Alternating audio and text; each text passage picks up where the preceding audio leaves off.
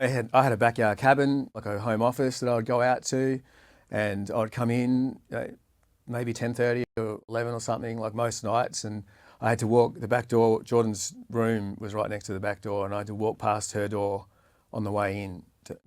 And the amount of times that I would just stop at her door, I don't know how many it was, but I distinctly remember, the filmmaker in me thinks about it like a scene in a movie. I walked in the door, I'm sitting there, and I'm like, and I didn't knock, and I walked past.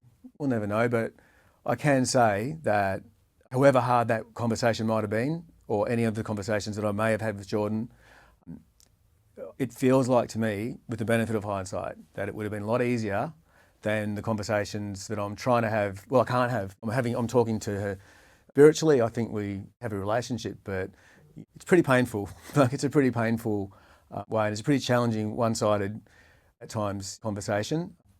And I think also I'll throw in there too, what about the conversations we don't have with ourselves as parents? What about Jason? 9, albeit mid-strength, 9 beers on a Friday night is too many.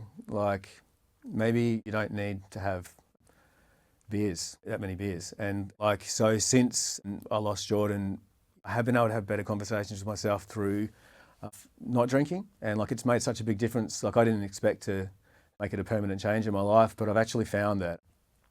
And without doing those two things, I've found the difference for myself, in the relationship with myself, and not to mention everyone else in my life that's expanded out from that, including my children, and navigating separation with Dominique in a co-parenting relationship that's just the envy of many, I would imagine. We have such a great relationship, and the children are really thriving as a result. But to be able to recognise that now is something that I think is a true gift, and to be able, if I can share that with others and it helps other people to make different choices in their lives. And I'm not advocating for anyone or judging anyone who does makes whatever choices they do make in their lives. But for me, looking back, having that conversation with myself, having that conversation with Jordan, and even if I was still drinking, just knocking on the door and going in and teenagers she liked to protect her space.